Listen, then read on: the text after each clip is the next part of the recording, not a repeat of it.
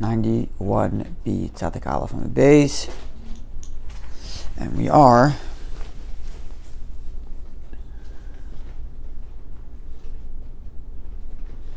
Rav Chizda Rami. The line begins with the word Hasam, and this is the fourth to last word, Rav Chizda Rami. Sorry, I missed it. Tzadik Aleph Amud Beis, 91b. So if you go to the widest set of lines and you count down 4, you'll see the last 4 words are Rav Chizda Rami. Yeah, fourth to last word. Got that right page? 91b. Next page, yeah. Got it? That's it. So as I mentioned before, we're continuing this conversation about discovering the nature of Mashiach's coming, specifically the time of the resurrection of the dead, known as Olam Haba, in the opinion of the Ramban, and the opinion that we're following in our learning here, even though, as we discussed earlier, the Rambam disagrees and describes Olam Haba as a world of soul without the body. We're going here with the resurrection of the dead, given the more simplistic context of the text, and given Chassidic's interpretation following the Ramban and the Bartanura and others, that the world to come here means the world of the resurrection, body and soul. So in discovering the nature of that time, the Gemara introduces a number of verses that seem at the surface to contradict each other, and in resolving the contradiction, we come to a better understanding. That's the context we are in at the moment. So the contradiction that Rav Chizda raises is as follows. Rav Chizda raised the following seeming contradiction. Ksiv, the verse reads, V'charpa halavana u'boisha hachama. At that time, the future time, the moon will be ashamed and the sun will be embarrassed. Why? Ki malach Hashem tzivakos. Because God, the King of the world, will be the light. In other words, you will not see by the vision of the sun and the moon, natural light. You will see by the vision of God. And thus the sun and the moon are like embarrassed in the presence of the great light of Hashem. That's the one verse. That verse is Isaiah 24:23. So that's one verse. B'ksiv, another verse states, says Rav Chizda, V'haya or halavana ka'or hachama. That at that time when Mashiach comes, this is Isaiah 30:26, the light of the moon will be equal to the light of the sun. V'or hachama, and the light of the sun, Yiyah, will be Shivasayim, 70 times, Ka'or Shivas Yamim, like the light of 7 days. So exactly what this verse means, in and of itself, before you even compare and reconcile the contradiction, Rashi does not address here. But in Psachim, Samaches Amad Aleph, in Tractate Psachim 68a, the Gemara raises the same conversation, records the same conversation. And there Rashi does interpret it. And Rashi says like this, that Shivasayim, the word Shivasayim, which we said means 70 times, Rashi says it means 49 times. 7 by 7. 7 by 7. It's not 7 times, 70 times, but 7 squared kind of thing. Yeah. So 7 times 7 times, so it's 49 times. Mm-hmm. And then Rashi says that the sun will be 49 times. Mm-hmm. 49 times what? 49 times light of 7 days. So Rashi says it's talking about 49 times over 7 days worth of light in our experience today. So 7 cubed, in fact. Yeah, 7. Exactly. 7, yeah.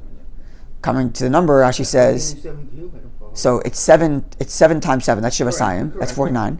So it's 49 times 7 days worth of light today. So from Sunday, how much sunlight is there from Sunday to Sunday? Times that by 49. Mm-hmm. So it's 7 times cubed. That's right, that's the word cubed. So as Rashi puts it there, it's 343 times the amount of light we have today. Now, this is the Rashi there, but there's a Medrash which has a similar discussion. I'm going a little bit from memory here, but if I'm not mistaken, I think it's the Medrash where there it interprets to be 49 times the light of 7 days, not the light of 7 days as we have it now from Sunday to Sunday, but rather 49 times the light that existed during the 7 days of creation, prior to the light's concealment, so more spiritual light, if you will, the light that was concealed for a future time. So the sun's going to be 49 times of that, which makes it much greater, obviously. The Rebbe Rashab the fifth Chabad Rebbe, in his monumental discourse, which lasted 3.5 years. A series of discourses lasted 3.5 years, and that's not as long as one. There's a longer one. But this is a very monumental, famous discourse, which is a full book. It's one long dissertation that lasted, again, 3.5 years. And it's known by its opening, which is Yom Tov Shel Rosh Hashanah. That's how the discourse opens up, and it's from the year Samach Vav. So you ask any Lubavitcher, if you learned Samach Vav, you know what you're talking about. Samach Vav, that's the year that it began, and it goes from Samach Vav, Samach Zayin, 3 Samach Ches. So it's 2.5 years, sorry, not 3.5 years. At any rate, in there, the Rebbe Rashab has a whole lengthy discussion on this Gemara, on Ur HaChamuk, Ur Levana, the sun, and the light of the sun being, light of the moon being the light of the sun. And he goes through explaining, Al Pi Kabbalah, Al Pi Chassidus, based on Chassidus, based on Kabbalah, the different opinions I just mentioned, 49 times the light that we have today versus 49 times the light of the sun as it was at the beginning of creation, the light of the beginning of creation, that spiritual light. And he explains it all using Kabbalistic spheres and whatnot. It's lengthy and very detailed, and I'm putting it out there because we always like to explain the Gemara Pi Chassidus. So I'm putting out that there is a more detailed interpretation. We're not going to go with that one. It's not today because it would take us. 3 year drasha, it wouldn't be take 2.5 years, but it's a good section. It's a good section that deals with this. We have a few Maimonim that deal with this. Is there a book? It's available in Hebrew. I don't know if it's available. Actually, the truth is online, I believe. Somewhere in my memory, I'm remembering online. There's a translation somewhere. You can look it up. Look up. Book called?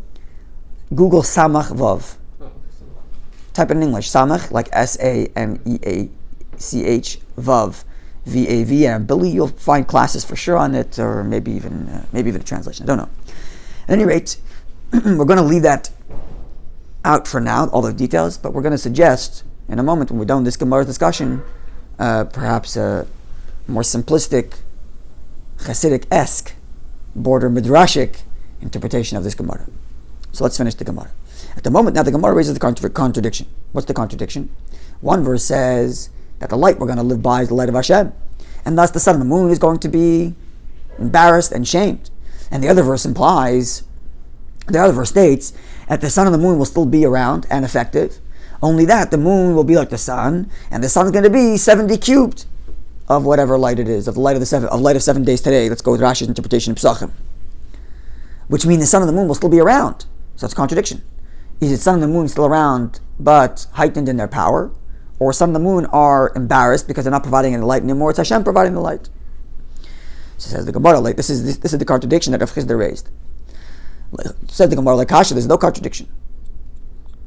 As we know, and as we identified here already in the past in these classes, that there are 2 stages in the Messianic time.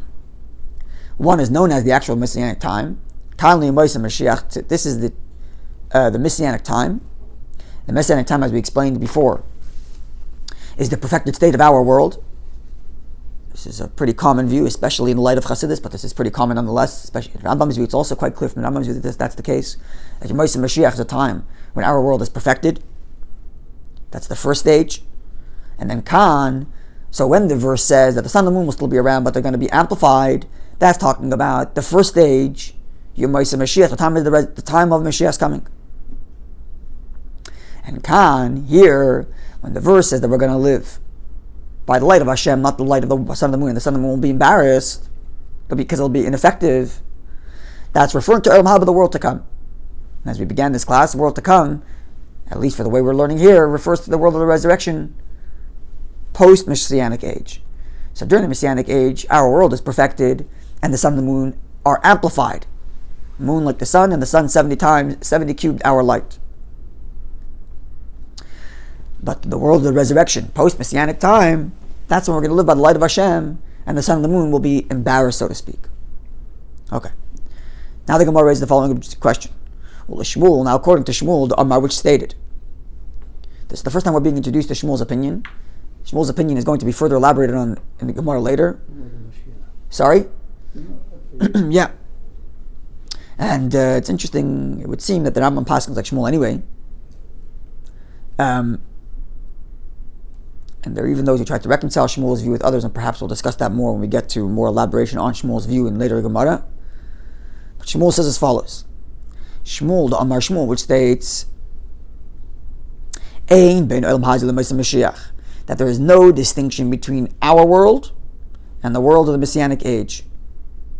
Nothing other than the fact that the Jewish people will be autonomous. No Shibud Malchus. We will not be subjugated to the kings of the worlds. So, to clarify Shmuel's view, just for the sake of the discussion now, even though more elaboration will come in future classes, Shmuel's view is that this first stage we mentioned earlier, which is the Messianic world, when the world is perfected, that perfected world will have no physical change to our world other than the fact that the Davidic line is established in Israel, and that's what Shibud Malchus means. It does not mean that we have a state per se. It means we have a halachic state. It means we have a state that's established by re-establishing the Davidic line, the Davidic line of kings. That's why Mashiach is called Melech HaMashiach, the King Mashiach, because he's literally a king from the line of David, and the restoration of that, and the Jews being able to function in the land and fulfill all the commandments, as we say in our Musaf, that we will fulfill the commandments as it's written in Torah, because many of the commandments in Torah are dependent on a temple, on a kingdom, on the land of Israel being established with the Davidic line, and that's Yom Mashiach. No miracles, no physical, no change. All the miracles, according to Shmuel, are postponed to the next stage, Olam Haba, the world of resurrection. That's when the miracles start. Now, if that's the case, you have two different verses. One, and both of them imply miracle. One miracle is that the sun and the moon will be amplified. Another verse implies a different miracle, that the light of Hashem will give us light and the sun and the moon will be embarrassed. Now, if you're of the view that the world, that Mashiach's time has miracles, okay, so one miracle is Mashiach's time, and the greater miracle is the next time at the resurrection. But if the world of Mashiach's time has no physical changes, no miraculous change, only that the Davidic line reestablished, if that's the case, these two miraculous statements about the light by which we live have to both be talking about the world to come, the world of the resurrection, unless you have a contradiction. One states that it's going to be sun and the moon, but the sun and the moon amplified. And the other one says sun and the moon are embarrassed because we're living by Mashiach's coming. So we have to reconcile this contradiction both within the world to come and the world of the resurrection, post-Messianic age. And that's what the Gemara does. Everybody's with me? According to Shmuel's view, there's no miracles in the Messianic age, so both miracles have to be in the world to come. And then there's a contradiction because they're two different types of miracles. One is that the sun and the moon are amplified, and one is that the sun and the moon are useless because of the light of Hashem. You mentioned before the difference in time or difference in location. So according to Shmuel, the difference in time wouldn't work. Right, so you have to figure out some other thing. So they're both in Olam Haba. So it says the Gemara like this. And I guess the difference in space. So is he akin to Rambam? Yeah, Rambam said. Sorry? That's Rambam's view. That's Rambam's view. Yeah, Shmuel, Rambam passes like Shmuel, that the Messianic, well, Ramban on this discussion we'll leave out for a moment, because the Ramban on the discussion of Tchias and Mason and the Ramban on the discussion of Mashiach are two different things, but we'll stick with it's kind of a cross indeed, because when it comes to Mashiach's time, we're passing like the Rambam, that there will be no miraculous change. But when it comes to Mashiach's coming, when it comes to the resurrection post-Messianic age, we follow the Ramban. There's going to be body in soul and body. The truth is, and again we'll discuss this perhaps later when we get to Shmuel's view more detailed, the Rebbe has a massive chiddush within the Rambam. But once the chiddush is opened up, it seems obvious that even according to the Rambam, there are two stages of Mashiach's coming. Because the Rambam also believes in the resurrection. So according to the Rambam, there are three stages. The Messianic age, no miracle. The second stage within the Messianic age that has miracles, including the resurrection. And then the post-resurrection time when the soul is without body, according to the Rambam, which answers a whole host of questions on the Rambam. And that's what I'm saying, once you know that chiddush, it becomes obvious that that's the way it is. But we'll get to more details of that, God willing, in future classes when we start to observe Shmuel's opinion more. At any rate, says the Gemara like this. In resolving the issue of Shmuel, how these two miracles both have to be at the time of the resurrection, and yet they imply different miracles. Says Gemara like Kasha, no contradiction. Kan, here, this verse, which says that the sun and the moon will be amplified, and that's going to be the light of the world, the Machanat Tzaddikim, this is the camp of the righteous. And we might say that in this context, Va'amir Kum Tzaddikim, All Jews are righteous, as the Gemara begins this whole discussion, that all Jewish people get the world resurrection. It means the camp of the Jewish people. And Khan, here, when the verse says that the light of Hashem will make the sun and the moon look embarrassed, the Machen Ashrin in the camp of the presence of Hashem. And resolution. So the first resolution was that the two miracles are different times, like Rabbi Gimel put it. The first miracle being time of the Messianic age, the second miracle being time of the resurrection. And Shmuel, which says that the Messianic age has no miracles, he makes a distinction between location. In the camp of the Jewish people, there's one miracle, sun and the moon are the light. In the camp of the presence of Hashem, then the presence of Hashem is the light, and the sun and the moon are embarrassed, and thus resolving the contradiction. So as I said, we're going to put the Rebbe Shab's lengthy explanation on the. We'll put it aside for a moment, but more simplistic, perhaps a deeper explanation of what's going on here. So let's take the first view first, I suppose. Yeah, we'll go in order. We alluded to this idea, and this is a halachic idea as well, as you mentioned, that the Messianic age is the restoration or is the perfection of our world. Perfection of our world. And thus we might say that the revelation of divine truth that we will experience at the time of Mashiach, in the first stage, the Messianic era before the resurrection of the dead, is the kind of revelation that it's the revelation of divine truth that animates nature. It's within nature. It's within nature. The one's above nature. Meaning to say, this world is also godliness. So there are really two things we lack in our world today. Number one, we don't see selfishness. We're talking about in terms of revelation of Hashem. Suffers as a result of it. You'll see There's lots of things that come as a result of that, but we're talking about the revelation of Hashem in this context. The main point, What we're lacking today, if you will, is two things. Number one, we're lacking that we don't see godliness within nature. Number one. Now, if we don't see godliness in nature, certainly we don't see godliness as it transcends nature. Both of those things are missing. Kol shekem v'kal v'chomer. And the funny thing is that there are times, actually, when we get a revelation of godliness that comes beyond nature and doesn't change the fact of the way we see nature.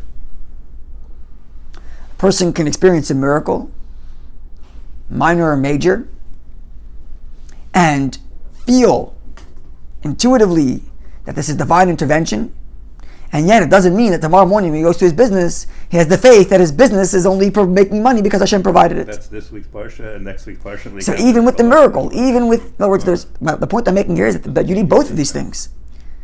It's not enough to get to a level of divine transcendence and experience how God is beyond everything, because that can leave behind, and you could still get stuck in thinking that the world of nature runs by nature, right? A person can have an experience where they experience, divine divinity. I mean, you can see all the time. People get a miracle. A person didn't have children, and by miraculous thing, they had children. And it doesn't mean that they all of a sudden have more faith in their business because everything God provides. Because nature is still nature, even though there was a break in the middle. So there are two things that we need to get to. Number one is get to understand and recognize that our world, as it is a natural world, is divinely conducted and is essentially divinity that's invested in nature. Mm-hmm. And number two is to meet God, as it were, as he transcends creation. And that's the difference in the two stages between the Messianic age and the resurrection. The time of the Messianic age is a time when our world is perfected. So when our world is perfected, then what that means is that we see within nature the divine hand, and nature is nothing other than an expression of divine truth. And when that's the case, then our world functions in its max absolute perfect capacity. The fact that our world lacks its maximum potential is because godliness is not revealed, or, in other words, because of sin. Sin is an Helen Bahester is a concealment on godliness, beginning with the sin of the golden calf, and then preceding that to Adam and Eve. Yeah, he's a does, yeah. which begins the fact that the world descends into a place where godliness is not obvious. In other words, putting it this way, the Garden of Eden that Adam and Eve were in was a natural world, but it was a natural world the way it's supposed to be, an expression of godliness. And if that's the case, then the sun and the moon are functioning both properly. As we know the famous story, the sun and the moon did both have light, but the moon complained that you can't have two kings with one crown, both of them shining light, so God diminished the light of the moon. In other words, there's an element of sin there that causes the moon to be diminished. But in theory, the sun should be shining way brighter and the moon should be shining bright. So in our world of perfected world, when divine truth is, when nature is nothing other than an expression of divine truth, so nature itself is expressing its absolute max capacity, and thus the sun and the moon are shining brightly. This is the first view. Then comes the time of the Messianic era, the resurrection of the dead. Yeah, beyond that. And then the light of Hashem becomes the light. Meaning to say, the light of the essence of Hashem as He transcends nature. Now in the face of transcendence, when you reach the infinite, divinity as it is, transcendent from creation, then all of creation becomes busha v'cherpa, becomes embarrassed and shamed. Not in a negative sense, but in a positive sense. Nature becomes nullified in the face of the transcendence of Hashem. So nature is still there. The sun and the moon are still there. But it's nothingness. It's busha in comparison to the fact that we are experiencing God's transcendence. This is perhaps understanding the first view. Now let's get the Shmuel's view. Yeah, before that, what did we say? So when does God remove our heart of stone? It's all in the same thing. Our heart of stone is what holds us back from seeing godliness everywhere. So it's all part of the same experience. It's not like two different things. It's all part of the same thing. That's what I'm saying. Like, because you remove the heart of stone, we're going to see the light of the moon? Is that something like that? The moon, no, it's godliness. But godliness in nature. So perhaps it happens at the beginning of the Messianic era, at least on one level. Then it happens in a deeper level of Mashiach at the second stage. Should be argued, but you're right. But both will in other words, we can have them at both stages on different levels. Exactly. But the point is, we'll see things as they really are, not as we see. Now let's come to Shmuel's view. You want to say something? I thought, just check me if I'm wrong. We talk about not seeing godliness. It seems to me the word obscurity, layers of obscurity, seem to be blocking us from seeing. So we had one level of sin, we keep on adding sin to it, and the layers of obscurity keep on multiplying. Yeah. So that we're blocked. Yeah. It's a blockage. I like the word blockage. Yeah. Okay. So now we come to Shmuel's view. If you want an analogy in the secular world, it's like cataracts in the eyes. As the cataracts get stronger and stronger, you can barely see. When you remove the cataracts, then you can start seeing. Create this cloudiness, right? Cloudiness, yeah. Or in some cases, you can't even see. Okay, so let's get to Shmuel's view. Okay. So it's nothing's really changed. It's our perception has changed. That's it. Now, And the first, but the truth is, even according to the view, it'll be about. Well, actually, I'd like to suggest a little different. Actually, that the first view, something does change. Actually, right? The sun and the moon become much stronger. Yeah. So you could understand that as just our view changing, but it's. So some explain that way. It's actually objectively. That's how we look at it. It's actually objectively perhaps the two ways that objectively speaking, when there's, in other words, perception has changed. It's clear that those who disagree with Shmuel believe that there are miracles in the first stage. I'm suggesting that the miracles we experience in the first stage is the perfected state of nature. Nature running optimally is miraculous and compared to our world. Because our world is the world of nature as we see it is the world of nature as it's marred by sin. But the world as a perfected state is miraculous, if you were, compared to our world. Nonetheless, still remains the perfected state of nature. Then for Shmuel's view that there are no miracles in the first stage. Not even to our perception. So the perfected state of nature in Shmuel's view literally doesn't change nature. In other words, you keep your vision, so to speak, of what the world looks like, and you still serve God in an absolutely optimal fashion. The restoration of the Davidic line, etc. Then comes, so that's the Messianic age. The Messianic era is not so much, in Shmuel's view, that godliness reveals itself through nature. That would completely revamp nature. But rather, that we have come to a perfect state of service of Hashem, notwithstanding the state of nature. In that it remains absolutely as it is. And if the sun and the moon doesn't change, why should it? But then comes the world to come. That's the ultimate reward, so to speak, the ultimate results of our efforts. And there are two levels. And I'm suggesting that when we say machana, two camps, it's not just a geographic location. The camp of the Jewish people have one level of miracle, right? That's what the Gemara said. And the camp of Hashem has a different level of miracle. What would be the point of a miracle in the camp of Hashem if no Jews can go in there?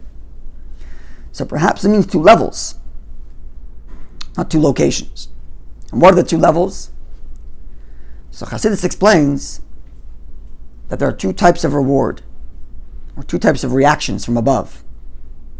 As we described reward at the beginning of the introduction to our class here. That reward is the result of our actions and not just compensation. So in Kabbalah, that's the way it's understood, there are two reactions from Hashem towards our behavior. One is that it's measure for measure. Meaning to say, you reap what you sow. The divine light that you experience is in direct proportion to what was invested. That's right. In language of Kabbalah, it's a sarisa de tata, an awakening from above, arouses a sarisa de la'ela, an awakening from above, minei ubei, in its very nature, in the way it is. And that's the first stage. So the Jewish people, perfected the world of nature. As a result, Hashem gives the perfected state of nature, where the sun and the moon are amplified. And that's in Machaneh Tzadikim, that's in the camp of the Jewish people. In other words, at the level of what the Jewish people reached in their service of Hashem, they've reached the level of perfected state of nature. But still within nature. Yeah. Still within nature. But now, nature, the first stage of Mashiach's coming, according to Shmuel's view, was nature didn't change, but you perfected your service in nature. Now as a reward comes the first stage of the resurrection, when you get your perfected state of nature. The sun and the moon amplified. And that's a Machaneh Tzadikim, meaning to say it's what the Tzadikim earned. Not just what they earned, but the world they've created. Through their perfected service, the Jewish people's perfected service, we will create the perfected state of nature. But then there comes Machaneh Shechina. And this is a higher level of reward. And Kabbalah talks about how there's something called an Asar Shlim. Asar Shlim is a perfect plane or a perfect reality. Meaning to say, after the Jew does his arisa d'latata, his awakening from above, and after there's a response from below, the Jewish people do their awakening from below, they do their service, and there's a response from awakening from above, arisa d'le'ela. Now, together, this creates a perfect synergy. Whereas the perfect service from below, and the perfect response from above. That Kabbalah calls an Asar Shlim a perfect plane, a perfect reality. And when there's a perfect reality, you can then elicit as a gift that's beyond what you've invested, something which transcends nature. And that's Machaneh Shechina. That's the camp of the presence of Hashem. Meaning to say, it's a level not created by your effort. It's a level that transcends your effort. And this falls in line with the idea that the Jewish people are called Levana, are called moon, and Hashem is called the sun. In the same way the moon reflects the light of the sun, the Jewish people reflect the light of Hashem. So the perfected state of nature, and that the sun and the moon are amplified, works perfectly well. The moon amplifies, meaning the Jewish people perfect their service, and the result is the sun is amplified. Hashem responds with the divine energy in consort, in proportion to your investment. And that's Machaneh Tzadikim, a level created by the service of Tzadikim, by the service of the Jewish people. But then comes a reward, that's Machaneh Shechina. There comes a reward that transcends what you've done. It goes on God's terms. It's a level that's Machaneh Shechina. It's God's level, so to speak. It's God's camp. That's a level of divine truth that transcends creation.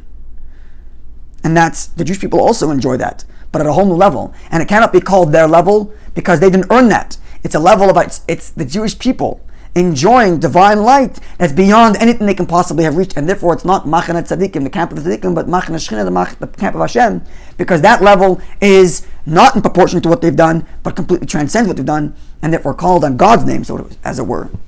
And thus, perhaps we can understand these views. God willing, today's Tuesday, so God willing, tomorrow we have more such contradictions with resolutions that give us more understanding of Mashiach's coming, and again we'll attempt to add layers, midrashic and Hasidic and Kabbalistic as we go along. Have a wonderful day, everybody.